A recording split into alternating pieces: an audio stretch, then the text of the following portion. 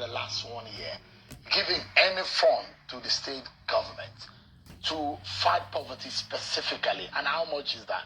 Okay. I will tell you one of the best that ever happened. We started pursuing it from the last administration.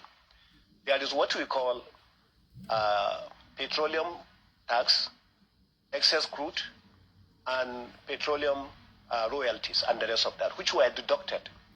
And then the state governors at the regions came with the federal government and did the reconciliation. I remember Governor El-Rufai played a major role in that reconciliation exercise. At the end of the day, the total amount came to about 1.7 trillion that was going to be shared.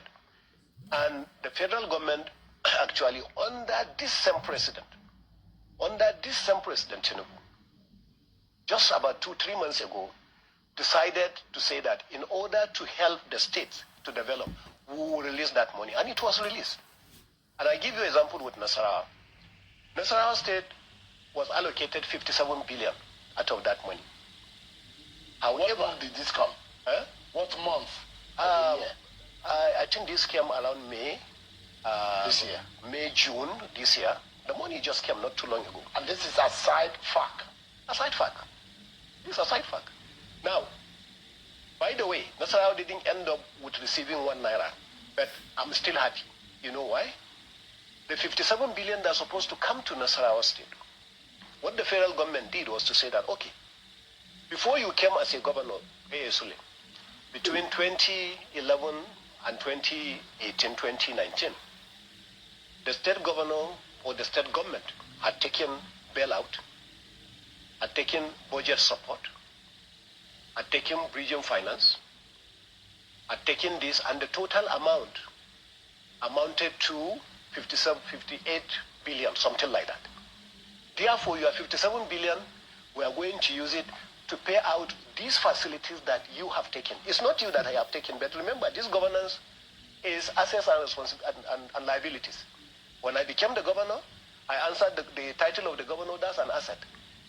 The debt that I inherited, those are liabilities. They are my responsibilities. So, and you didn't fight it? I didn't fight it. I mean, they could have given you, even if it's... No, they didn't give me... They didn't give me 1 naira. Well, they took it to everybody. However, there are some states that got 60 billion, 70 billion, because probably they didn't take the kind of money that Nasarawa took. You know, so some states got a lot of money. Nasarawa said, I'm not complaining. I'm happy that at least I have taken off a debt of 57 billion, the weight of Nasarawa state. You understand? So I'm not complaining at all.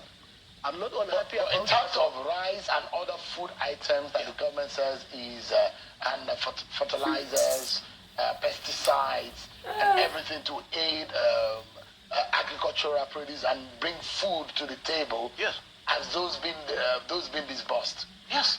Recently, Mr. President actually gave us free fertilizer. We went to Nasarawa is one of the states that went to various warehouses across the country, especially the warehouse in Mina, and took about 65 trucks. When we came in, I went around myself to deliver this. Because agriculture is everyone's business in Nasarawa state. We didn't restrict it to just the everyday common farmer. There are some other big-time farmers. There are also some of the political leaders. Some of this, everybody gets something. And we still have some left that we have not distributed.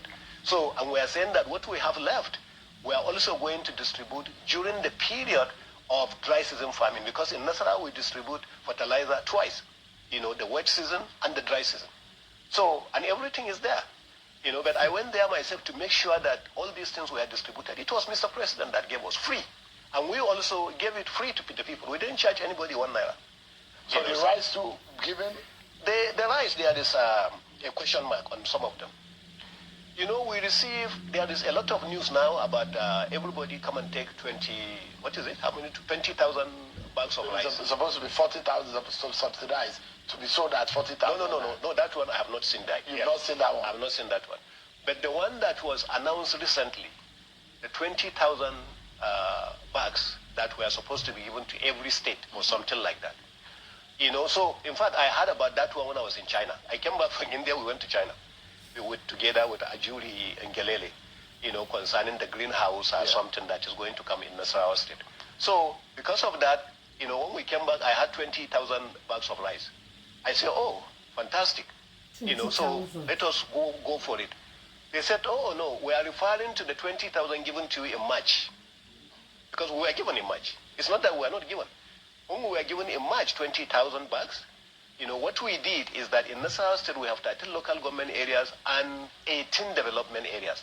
So what we did was to buy additional rice to make sure that every local government received that rice. Again, that one, I went around myself together with the deputy governor to make sure we distributed those rice to everybody. And I'm sure probably you have... So what you receive and what you have told Nigerians is what's saying that your colleagues in other 35 states should have gotten or must have gotten? No, it's not about should have gotten. There is nobody at the meeting who said he didn't get. All right. Yeah. Let me quickly wrap up because we have just about less than 2 minutes or a minute or thereabout. And it's about because of your expertise in the oil and gas sector.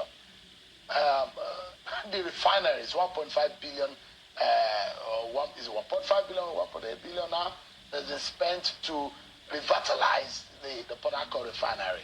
And now there has been back and forth, and the senators began an investigation into it. And those who are saying they are sabotaging the economy. The NNPCL Group CEO had come out to say, we are not thieves, we are not criminals. What's your own view on what is going on in that sector? I think that's one of the best things that will happen to this country that is going on right now. And I pray, I hope the National Assembly does not actually allow this to slide, that we should take it from there. My professional younger brother and friend, Melekari, I have never seen him so angry as when I saw him actually speak, and I say, there we go. Now we are talking. That's the way it's supposed to be. Mr. Gentleman is over. Come out and speak, so we can actually move on. And when he made the statement that I'm going to spill the beer, I'm going to tell the truth, I'm going to do that, I say, wonderful. That's where we're supposed to be. You see, the truth must be told. We have challenges with the oil and gas sector in Nigeria. We are not investing in the oil and gas sector in Nigeria. Where you don't invest, you don't get. But we invest. No, spend so much money to turn around the refineries, but they never work. 4 refineries. No, this one will never work. And forget about it there. We should forget about the 4 refineries. No. You have been investing in those refineries for years. And tell me the Kaduna refinery, for instance. From Escravos coming to... Governor Nasarawa no sorrow. The refinery. Most of these lines have been vandalized. So go ahead and fix Kaduna refinery. Where is it going to get the crude? Are you going to transport the crude by tanks? But where do we go from here? We need to close now. Yeah, what we need to go to do is what they are doing right now, to come out with the truth and to shut it out and say that, you know what, we have spent a lot of money on this. Let us concentrate where the money is. There is no money in the downstream. For some of us who spend most of our time in the upstream sector, we always say there is very little money in the downstream. The money is in the upstream.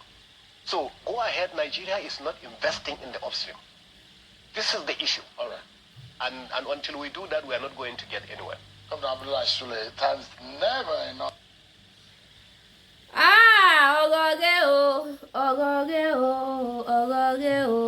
Rẹpẹtẹ. Ọ̀rọ̀ rẹ o, rẹpẹtẹ. Ṣé gbọ́ iye trillions of naira tí wọ́n ní kan distribute sí each state? Ṣé gbọ́ àbẹ́ gbọ́? Wàhálà ọ̀rọ̀ tó wà lẹ̀ kò fàjà mọ́sẹ̀. Ẹ gbọ́ iye trillion, not billion, tí wọ́n ní ó wà available kí gbogbo state pín. Each state, all at least state mi ó yẹ kó gba 60 billion, not million o. State mi ó yẹ kó gba 50 billion, not million o.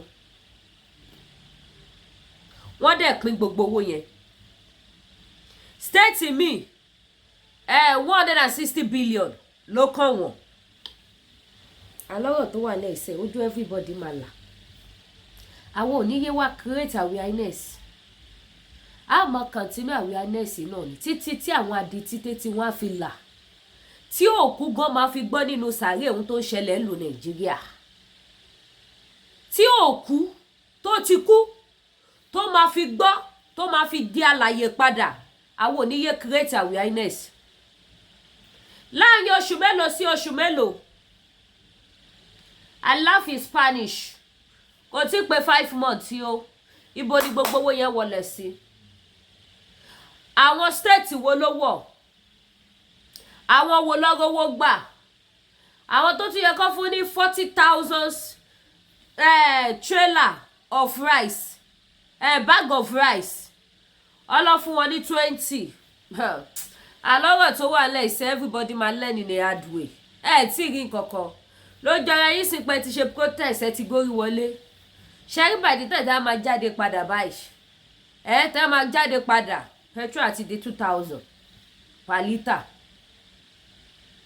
by the time tẹ́ máa fi jáde padà pé fẹ́ wá ṣe another protest dọ́là máa ti wọ 2,000 naira or 2,500 lọ dé ṣé wọ́n bá yín sọ ẹlẹ́ni gbọ́ misuse opportunity náà sọ fún mi gbogbo àwọn tó pín trillion ṣe bẹ́ẹ̀nu gọ́fúnà lẹ ti gbọ́ ẹ̀ gọ́fúnà Nasarawa òun ló gbẹ́nu sí máìkì tó sọ̀rọ̀ sókè èmi ò gbọ́dọ̀ Oríyọmí Hamzat nìkan ló ti gbẹ́nu sí máìkì ni mi mọ̀ pé ó ti kọ àwọn gọ́fúnà náà ó ti kàn wọ́n lọ́dọ̀ Chinese àbí Chinese lẹ́ńpẹ́ àbí Chinese àwọn náà ti lọ gbẹ́nu sí máìkì wá wo outcome gbígbẹ́nu sí máìkì gọ́fúnà Nasarawa state wo bó ṣe sojú abẹ́ǹkọ́ wo bó ṣe túnú àṣírí gọ́fúnà lòun lọ China bá ń bí pé kí ló lọ ṣe China ṣe bí gbogbo góòdì tó wà náà lò títí náà ṣe bóun ló kó lọ China máa tanra yín ẹ̀rọ bá wà gan èmi ò gan èmi ọpọlọ mi pé ju ti gbogbo ẹ̀yin politician yẹn lọ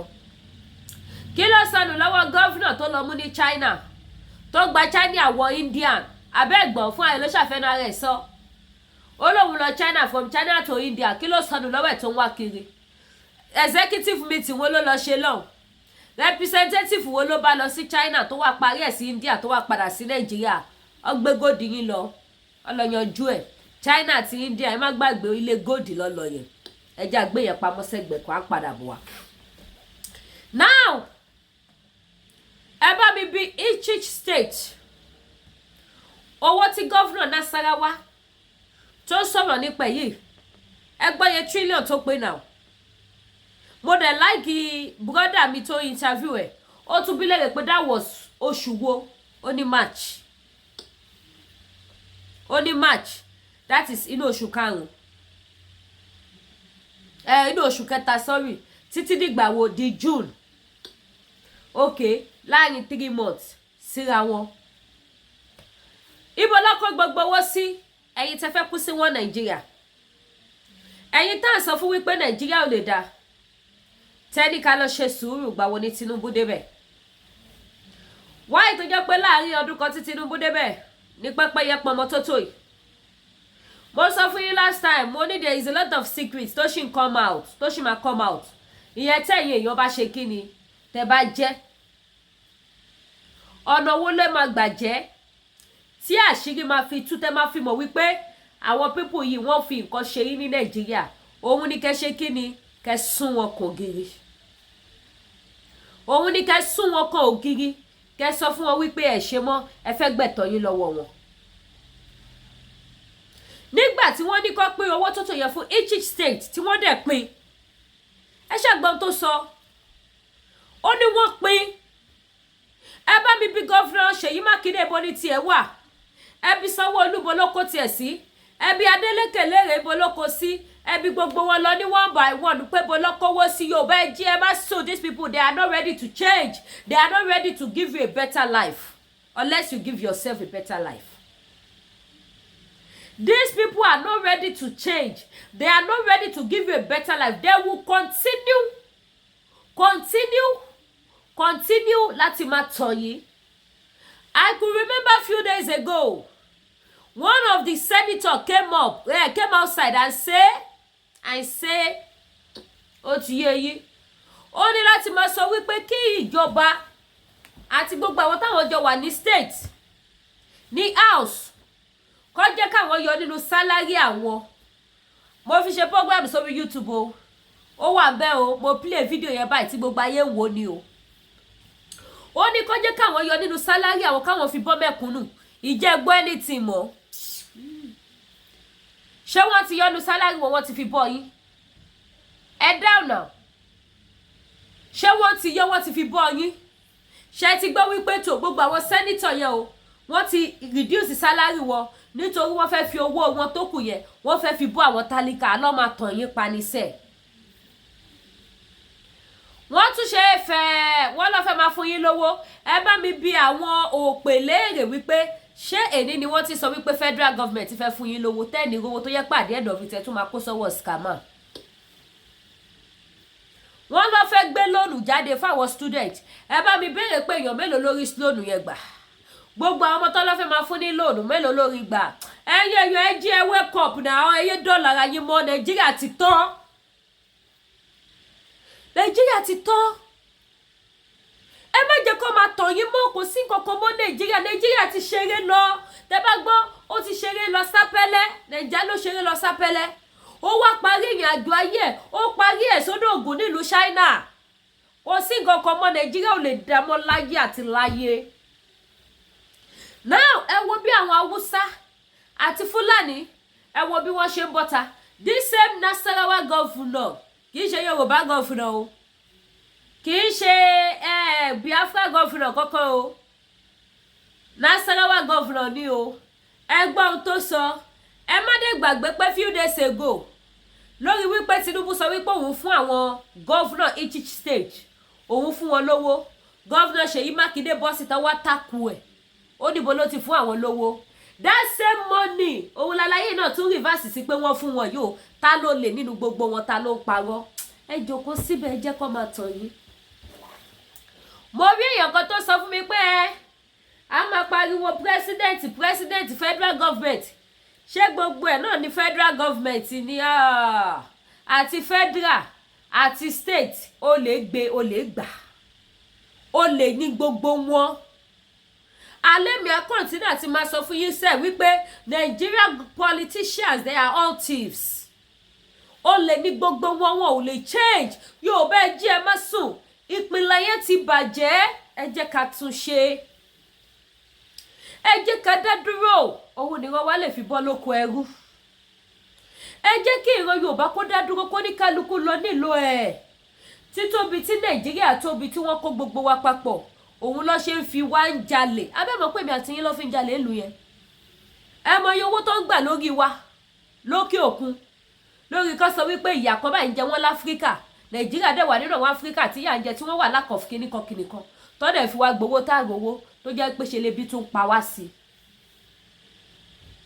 tó jẹ́ pé ṣe ni ebi tún pa wá sí ẹ mọ̀ pọ́nrọ̀ tó wà ńlẹ̀ ó ti sọ́ba ó ti sújòyè yóò bẹ́ẹ̀ jí ẹ má sùn kò sí nǹkan tó ń jẹ́ wọ́n Nàìjíríà kò sí nǹkan pé ó máa bẹ̀tà kò sí nǹkan wípé everything will be fine kò lè fine tí Jehovah máa fi dé ní orílẹ̀-èdè Nàìjíríà gbogbo àwọn dání jíò mọ́mí jíò ẹ̀ tí ìjà sí àwọn ẹni ẹlẹ́ni náà tí wọ́n wọ̀rọ̀ kan fi ṣàdá wọn ò dọ́ọ̀lù ara wọn mọ́ sí ìjọ wọlé tí gbogbo wọn kọ́ làwọn lọ sí Jerusalem àwọn lọ gbàdúrà fún Nàìjíríà ìjọ wọlé tí wọn kí wọ́n kóra wọn jọ sórí íńtánẹ́ẹ̀tì I was so surprised nígbà tí mo gbọ́ ara no I'm not sure if it is true or irọ́ ni wọ́n ní bàbá Adébóyè náà lead the protest ṣé tòótọ́ ni nígbà tí èèyàn sọ fún mi pé alẹ́dígè sórí fídíò bàbá Adébóyè àwọn náà bá lead the protest mo ní kò jẹ́jẹ́ bẹ̀ ṣùgbọ́n mo rí ti ṣẹlẹ̀ táwọn yẹn náà jáde tó ṣe protest mo rí tìyẹn mo ní fídíò tìyẹn lọ́wọ́ nísìn gbogbo àwọn dádì jí ògán ti mọ̀ wípé Nàìjíríà ti wà nínú ọkọ̀ ìparun Nàìjíríà ti wà ní last bus stop tí ò lè dá mọ́ ìjọ wo lẹ ti rí pásítọ̀ Adébóyè kó gbé máìkì sẹ́nu kó lÓlúwa ṣàánú wa ìyà yìí ti pọ̀ jù God bless Nàìjíríà Olúwa ṣàánú Nàìjíríà ìjẹ́ gbọ́mọ́ sẹ́ńtì Kúmúyì ṣẹ́ gbọ́mọ́ Oyèdépò ṣẹ́ gbọ́mọ́ àwọn àfàjàǹkọ̀jàǹkọ̀ tó nífọ̀ tó lè kọ́nà kì í ṣàwọn olóòórùn o ebi ló bá dé kì í ṣàwọn yẹn o ìjẹ́ gbọ́bẹ̀ lẹ́nu wọn mọ́ ibẹ̀ ní kẹ́yìn jókòó sí ẹ máa lẹ́nì ní hard way tọwọ́ pálábá yìí bá ségi tán tọwọ́ báyìí gidi tí wọ́n tà yín sóko ẹrú ẹni tó bá gbọ́ sìn kó tètè jí kó má sùn ẹ continue àti máa create awareness fún àwọn èèyàn yín. There is nothing like Nigeria. Láàárín ọdún wo sọ́dún wo ní wọ́n trillion tẹ́gbọ́ yìí just within 3 months. Ẹgbọ́ yẹ trillion tọ́lọ́ ní ọ́dìdí gbélẹ̀. Wọ́n sign ẹ̀. The money was signed and it was issued out.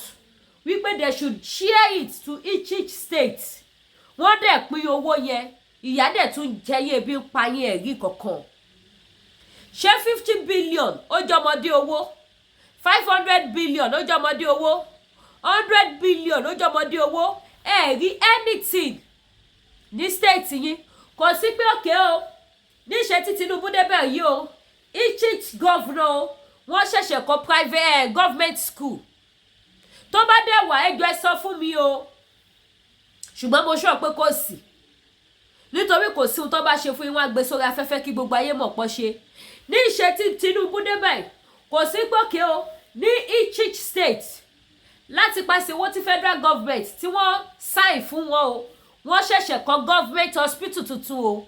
Àbí àwọn government hospital pátápátá wọ́n lọ renovate ẹ̀. Àbí government school wọ́n lọ renovate ẹ̀. Kò má sí kankan. Ẹ jókòó síbẹ̀ ẹ máa learn in a hard way. Ẹ máa learn in a hard way. Iṣẹ́ tí Tinubu débẹ̀ tó lọ 1 year tí wọ́n ní wọ́n sign owó nínú oṣù kẹta sínú oṣù kẹfà. Àmà tí ìgbọ́ nísìnyìí wípé tó pẹ́pẹ́sẹ́ o. Gbogbo àwọn ọ̀nà corner side o. Wọ́n ti lọ renovate gbogbo ẹ̀ o. Wọ́n ti lọ patch gbogbo ẹ̀ o. Federal government ti sọ fún each state governor wípé ó yá o gbogbo àwọn ọ̀nà tó bá wà ládùúgbò yín tó ń kọ̀ sí accident tó dẹ̀mí àwọn èèyàn légbodò ó yẹ lọ ṣe. Kò má sí yẹn. Àbó ti wà ní lórí irọ́. Ó wà lórí irọ́. Lédìké. Iṣẹ́ tí wọ́n débẹ̀ yìí tí wọ́n ní wọ́n assign owó tábà sọ wípé tó ohun tí ò jẹ́ kówó yẹ kó kọ̀ wá nìyẹn tá a fi oúnjẹ jẹ. Òun ni wípé gbogbo àwọn àkàndá tó wà ní each state wọ́n fowó tọ́jú wọn o. Wọ́n fi owó build ilé fún wọn. Wọ́n fi owó build college fún wọn. Wọ́n fi owó empower àwọn ẹni ẹlẹ́ni. Àwọn oríṣàdá èèyàn. Àwọn akọni ènìyàn tí ń ṣe àkàndá nílùú Nàìjíríà. Kọ́ sọ pé tó owó tí gọ́ọ̀mẹ̀ntì o federal government o tó pín fún each state ohun tó fowó ṣe nìyẹn kò má sí. Ẹ̀yin bá fẹ́ fi ṣe ẹ̀yẹ pa. Bákan náà la tún gbọ́ pé wàhálà ẹ̀fẹ̀ ló bá dé ọ̀rọ̀ tó wà lẹ̀. Ẹ jẹ́ ká máa fi wọ́n ṣe ẹ̀fẹ̀. Àwọn tára wọn kò tọrọ yá lè máa jó wọn. A lè máa dùn wọ́n. A gbọ́ pé owó tí federal government o tó approve fún each state o wọ́n ti fi kọ́ ọjà fún gbogbo àwọn tí wọ́n tajà létí títì tí mọ́tò ń pa. A gbọ́ pé wọ́n ti fi kọ́ ọjà fún gbogbo àwọn ọmọ ní ọmọ tó àwọn ìyá arúgbó àtàwọn boys àtàwọn young youth tí wọ́n ń tajà nínú go slow. A gbọ́ pé wọ́n fowó yẹ kọ́ ọjà fún wọn o. Orí gbogbo yìí máa pé. Say no to Nigeria. Say no to bad government. Until you end bad government in Nigeria, until you live a better life. If you refuse to stay indoor, kẹ́ máa jókòó sára gànà bí Lady K, ìyá máa jẹ ṣégè sí yín lára. Tí ẹ bá continue láti máa sọ wípé ẹ kí wá la wá fẹ́ ṣe báyìí, ìyá máa jẹ ṣégè sí yín lára. Lẹ́yìn kẹ́ jẹ́ ká wá fún ara wa. Ká jí ká má sùn. Ká tún ṣòkòtò wa so ká bọ́ lọ́wọ́ àwọn pípù yìí. Láì jẹ́ bẹ̀bẹ̀ ṣe máa fi etí gbọ́ tírílíọ̀nù nìyẹn. Tí ìyá dẹ̀ máa jẹ yín. Nàìjíríà jẹ gbèsè. Wọ́n assign adúrú trillions of naira yẹn fún each state wọ́n lọ fi san nínú gbèsè. Ẹ̀ẹ́dẹ̀ rówó. Gbogbo owó tó lọ fi ayé wa yá ní Nàìjíríà. I'm a Nigerian citizen. I have the right láti talk about Nigeria. Gbogbo owó tí wọ́n lọ fi Nigerian citizen yá. Where are the money? Ibo ni wọ́n kó àwọn owó yẹn sí? Lórí irọ́ wọ́n ti sọ gbogbo ẹ̀ sókè. Àwọn fine ayé tí yín bàjẹ́. Ṣé ti gbọ́ iye ilé-iṣẹ́ tó ní Tinubu ní outside country? Ẹnu ẹlẹ́wà yẹn. Ikú mọ́ ọ̀tún yá bọ́ sí tòsì. ṣé ti gbọ́yé ilé iṣẹ́ tí ẹrù fà ní ṣé gbọ́yé iṣẹ́ tí kí ló ti pè ní ṣe ti vice president Shettima tó débẹ̀ ṣé ti mú ọwọ́ tiẹ̀ nísìn ṣé ti mọ tó ti gbé ṣe tó ti ní ẹ̀yìn èèyàn láàrin ọdún kan tí gbọ́ news yẹn ok à ń bọ̀ díẹ̀díẹ̀ ni ẹ subscribe sí YouTube channel wa kẹ́tọ́ notification bẹ̀. wọ́n sọ fún ẹ̀yin wípé ó ṣẹ̀ṣẹ̀ débẹ̀ ni wọ́n ṣẹ̀ṣẹ̀ lu ọdún kan ni láàrin ọdún kan yẹn tí wọ́n ní kẹ́yìn ní sùúrù kẹ́ṣì máa jẹ̀yà mọ́ pọ̀mọ̀pọ̀mọ̀ ètè kẹ́ máa jẹ̀yà mọ́ pọ̀mọ̀pọ̀mọ̀ ètè láàrin ọdún kan. àwọn ṣe kí ni àwọn kówó jẹ wọ́n kọ́lé iṣẹ́ wọ́n ra private jet wọ́n kọ́lé wọ́n ra oríṣiríṣi nǹkan gbogbo tó dẹ̀ ra ó dá lórí bílíọ̀n wọ́n dẹ̀ ní kẹ́yìn máa jẹ̀yà mọ́ pọ̀mọ̀pọ̀mọ̀ ètè ráyé yín lóde adẹ̀wá sọ fún yín pé kẹ́ jí kẹ́ má sùn ẹ lo pana sharp ẹ má lo panadol there is nothing like one Nigeria there is nothing like Nigeria go better ṣẹ́rí tẹ bá bàràbàrà yìí ràbàràbà yìí tẹ bá wọ next year ibi tí mo máa jòkó sí rè ní kọ̀rọ̀ yàrá mi tí máa ti wá ṣe báyìí pé ó tán bí ó tán ṣé mo sọ fún yàbí mi sọ fún yín èmi náà lẹ́bí ń bẹ̀ ọ̀hún máa wọ́ ní kì í ṣọ̀rọ̀ ẹnìkan mo lẹ́bí ń bẹ̀ but tèmi ṣe kí ni ó máa padà ṣe pẹ́rẹ́ torí pé kí ni èmi ti mọ̀ pé kò sí nǹkan kan Nàìjíríà ẹbí mi tó bá lọ tẹ̀lé wọn Nàìjíríà mo ti ẹ̀ jẹ́ ìwọ̀n ọ̀jẹ́ tẹ̀lé àwọn ọ̀jẹ́ tẹ̀lé wọn Nàìjíríà tọmọ pọmọ burúkú ni Lady K kẹ́mi tó bá ẹ gbọ́ pé ó lọ dìbò ó máa fi ẹ ṣe ṣó àwọn ẹbí mi mọ̀ mi máa fi wọ́n ṣe ṣó wọ́n mọ̀ mi pàṣọ ni mo jẹ́ fẹ́lá ìgbọràn pàṣọ burúkú tó rẹ̀ mi ò ṣe lẹ́bí àwọn ẹbí mi kọ́ máa ń dènà ìmìlì pé irọ́ àwọn irọ́ àmọ́ rí òun ló dífá fún wípé ẹ jí ẹ má sùn tó àwọn kan sọ pé ọ̀rọ̀ ń dùn lẹ́nu ẹ̀ ṣé tó yẹ ti wà Canada pẹ̀lú àwọn ọmọ ẹ̀ ṣé kò lẹ́bí Nàìjíríà mo lẹ́bí but àwọn náà ti ṣe kí náà ti lo pana sharp wọn lo panadol wọ́n mọ̀ pé kò sí nǹkan kan ní Nàìjíríà àwọn ẹbí mi ò tẹ̀lé failure wọn ò tẹ̀lé failure wọ́n lo pana sharp tó ṣàprápra gidi ni ẹ̀yin èèyàn ẹ lo pana sharp kò sí nǹkan tó ń jẹ́ wọ́n Nàìjíríà ẹ má dúró dìgbà tọmọ Yẹlé Sowore bá pe rálì fún yín kẹ́ tó bọ́ síta ẹ jáde lógúnlógún ẹ jáde lọ́gbọ̀nlọ́gbọ̀n ẹ pera yíjọ ẹ má dúró de bàbá sọ pé màmá sọ pé ẹ má dúró de Sunday Ìgbòho ń bọ̀ gbogbo yín gangan Ìgbòho àkàndá èèyàn gbogbo yín ní Ìgbòho àkàndá èèyàn nìyín ẹ jáde lógúnlógún ẹ jáde lọ́gbọ̀nlọ́gbọ̀n ẹ jẹ́wọ́ ọmọ kan fúnra yín ẹ má dúró de anybody èèyàn kan ò lè help èèyàn kan níbi tí situation ọ̀rọ̀ tó wà lẹ́ẹ̀dẹ́ kí n já yín sí ẹ gbọ́ àbẹ́ẹ̀ dáhùn èèyàn kan ò lè help èèyàn kankan nobody fit help each other níbi tá a bá dé yìí na you go help yourself help your generation help your family battle tó wà nílẹ̀ yìí tí rí nǹkankan I keep on saying it tí gbọ́ nǹkankan wọ́n ṣẹ̀ṣẹ̀ mẹ́yẹ bọ̀ lápò ni by the time tó bá dé stage kan tí àwọn àṣírí bá bẹ̀rẹ̀ sí ní tú ẹ̀yìn táwọn Fúlàní àtàwọn Haúsá tó láwọn oníṣẹ́kẹ̀ yìí ṣe pẹ̀lú Tinubu bí ti Fúlàní ṣe ń drag ẹ̀ làwùsá ń drag ẹ̀ wọ́n ń drag Tinubu left right ni ṣẹ́rò bí lásán ni ẹ má yẹ kí fídíò igún jù kì í ṣe lásán lọ́rọ̀ tó wà lẹ̀ mẹ́wàá sì máa ṣẹlẹ̀ ṣẹ́rí gbogbo tẹ̀sírí tó ṣẹlẹ̀ protest 10 days preamble ni by the time tí Fúlàní àti Haúsá bá ṣe tán tí wọ́n bá ṣe tán àánú wọn mi ṣe mí àánú Yorùbá ṣe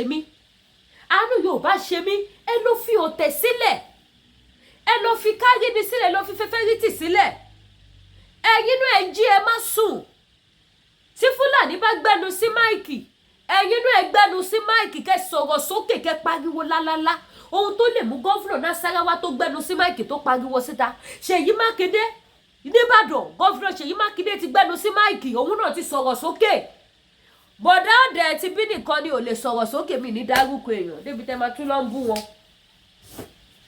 àwọn nìkan ni wọn ò lè ṣe kíni ni wọn ò lè sọ̀rọ̀ sókè ṣùgbọ́n ìyẹn ló padà ṣàpẹ́ sọ̀rọ̀ sókè ẹ̀yin náà gbẹnu sí máìkì ẹ má dọ́ọ̀lù ara yín ṣẹ́yìn tó wà lẹ́sìn àánú wa ṣe mí àánú Yorùbá ló ṣe mí jù because mi mo bá ṣe fẹ́ ṣe pẹ̀lú ìkórí tata lọ jòkó síta bára wa mi ò mo bá ṣe fẹ́ ṣe ẹ jẹ́ ká jí o ẹ fọ̀tẹ́lẹ̀ o ẹ ti gbọ́ bẹ́ẹ̀ ṣe máa fi etí gbọ́ tírílíọ̀nù tí Jésù máa fi dé nìyẹn o kò lè ṣe èso gígan kan fún yín kò lè tẹ̀yìn lọ́wọ́ kò lè tún nǹkan kan ṣe ní Nàìjíríà kò lè yí ìgbé ayé olòṣì padà ní Nàìjíríà. Olówó ló máa lówó sí ní Nàìjíríà. Ẹ jí ẹ má sùn. Gbogbo trillion tẹ́ ti ń gbọ́ látọdún yìí, kí ni kókó àbájáde bẹ̀? Kí ni èrè tẹ́ jẹ níbẹ̀? Ìjọ wúlò fún yín jẹ́ gbọ́ ohun ẹ̀. Ẹ kàn fi etí gbọ́ ni. Ọlọ́màjà kọ̀tínà àti máa fi etí gbọ́ ìbànújẹ́. Ọlọ́màjà fi etí gbọ́ ìbànújẹ́ mọ́. Senate president, mo sì máa gbé fídíò yẹn wá. Nígbà tí wọ́n list owó tí wọ́n ti ná. Senate president dẹ̀ pronounce owó. Ó dé stage kan, ó ní I can't go further. I can't pronounce this anymore. Èwo Senate president, ó pronounce iye tó ta owó tì. Ṣé owó kékeré ni? Kó tó lè kọ lẹ́nu. Tó dẹ̀ takú pé òun ò lè pronounce ẹ̀ mọ́. Gbogbo owó yẹn bọ́ lọ́wọ́ kò sí. Ó fi ẹnu ẹ̀ sọ ni. Mo á ṣe gbé wá máa fi ṣe show. Mi fẹ́ kí program yìí gùn jù. Ó ní I can't pronounce anymore. Bó ṣe sọ nìyẹn. Ó ní I can't pronounce anymore. This is too much for me. A whole Senate president. Ẹ wá wò wọn, ẹ wo bó ṣe ṣe owó ọ̀hún. Ìyáde kọ́ńtínà ti jẹ wá. Kò sáyípadà rere kankan lù wá. Wọn ò ṣe àtúnṣe rere kankan sí ìlú wa. Ẹ jókòó síbẹ̀. Ọlọ́run ní jẹ́ ó pẹ́ kó tó yé yín. Now, ẹ̀yin tẹ́ bá fẹ́ ra body cream tó wà pa. Face cream tó mú yes. Face cleanser tó mú yes. Láti iléeṣẹ́ Dynamic Skincare, ẹ pè mí lórí WhatsApp tẹ́ ń wò lójú screen. Ẹ̀yin tẹ́ bá fẹ́ ra product iléeṣẹ́ TL Natural Herbal. Jẹ̀dí ò máa kọ̀wé. Jẹ̀dí ò mọ senator. Jẹ̀dí ò mọ bámọ̀jòyè. Jẹ̀dí ò mọ ọmọdé. Jẹ̀dí ò mọ ọkùnrin. Jẹ̀dí ò mọ obìnrin. Jẹ̀dí ò mọ yúnú. Jẹ̀dí ò mọ anybody o. Jẹ̀dí mo fẹ́ lè sọ wípé òun àtogun ọ̀hún Nàìjíríà lọ́jọ́ operate. Jẹ̀dí àtogun Nàìjíríà ọjọ́ operate ni o. Bí àwọn ogun Nàìjíríà ṣe strong, bẹ́ẹ̀ ni jẹ̀dí strong o. Ká fi tẹ̀fẹ́ lẹ̀ o. Jẹ̀dí ò dá o. Ó fọyàn lójú o. Ó jẹ́ kí o ní diabetes. Tí o bá dẹ̀ ti ní diabetes, o gbọ́dọ̀ ní wúdù kékeré báyìí kò ní jiná. Òun ló máa ń fọ̀ tó lọ sọ pé lómi lè gbọ́ àdá jiná. Diabetes ni o. Jẹ̀dí ò sunwọ̀n o. Jẹ̀dí ló máa padà lọ di diabetes o. Ẹ tètè mójútó mú fọlọ́ bẹ̀yìn o. Àtúnírógun Nàìjíríà nu ayé wa o. Ànírógun jẹ̀dí ò máa ń lákọ̀wé o. Ẹ̀yin tẹ́ bá wá nídìí ogun jẹ̀dí. Ẹ pè mí lórí WhatsApp number kí n fún yín phone number iléeṣẹ́ TL Natural Herbal. Ẹ̀yin tẹ́ bá nídìí ti manpower, ẹ pè mí kí n fún yín phone number iléeṣẹ́ TL Natural Herbal. Ẹ̀yin tẹ́ bá nídìí ti flat stomach, tẹ́ nídìí ti diabetes àti body pain, ẹ pè mí. Ní agbára Ọlọ́run àníríbànújẹ́. Ẹ̀yin tẹ́ bá fẹ́ lo aṣọ bàtà bag tó wà pa tó mú yes. Ẹ̀yin ló ẹ pè mí kí n fún yín ní phone number iléeṣẹ́ Unique nílùú Japan. Wọ́n dẹ̀ tún ní shop sí ìlú Nàìjíríà. Ojú òní tiwa mi ní wá yín tì. Ẹ ṣé gan. Ẹ jẹ́ subscribe sí YouTube mi. Ẹ tan notification bell bá mi share ètò yìí. Ẹ̀yin tẹ́ bá fẹ́ support ministry mi, anything tẹ́ bá fẹ́ fi wọn business ministry mi lọ́wọ́. WhatsApp number tẹ́ lè fi reach mi òun nìyẹn. Ọmọ bá ní àtọ̀rọ̀ ní Lady K. So anything tẹ́ bá fẹ́ fi assist mi, ẹ jọ̀ọ́ ẹ pè mí lórí WhatsApp. Ẹ ní wọ́wọ́ tì. Àbúrò ní ṣẹlẹ̀ sí ẹni tọrọ jẹ ní tọrọ mu. Ibi òní wọlé tọ̀ yìí láṣẹ Èdùmàrè. Ọlọ́run á jẹ́ kí n rí yín pẹ́. Gbogbo ẹ̀yà látìlẹ́yìn Lady K ìfẹ́ Olúwa ṣe lágbára Ọlọ́run. Ìfẹ́ Ọlọ́run ò ní fi ayé yín sílẹ̀. Àánú Ọlọ́run ò ní dágbére nínú ayé yín. Ògo Ọlọ́run ò ní fi ayé yín sílẹ̀. Ẹwà Ọlọ́run kò ní fi ayé yín sílẹ̀. Ìbùkún Ọlọ́run kò ní fi ayé yín sílẹ̀. Á túbọ̀ máa pọ̀ sí ni. Ọlọ́run á máa nífẹ̀ẹ́ yín sówó. Á nífẹ̀ẹ́ yín sọ́mọ. Á nífẹ̀ẹ́ yín sálàáfíà. Á nífẹ̀ẹ́ yín sẹ́mi gígùn. Á nífẹ̀ẹ́ yín sí àìkú tí í ṣe baálé ọ̀rọ̀ ní àṣẹ Èdùmàrè. Ẹ ṣé gan, mo dúpẹ́ o. Ẹ subscribe, ẹ bá wa tẹ top up, kẹ́ dẹ̀ bá wa share. Ire o.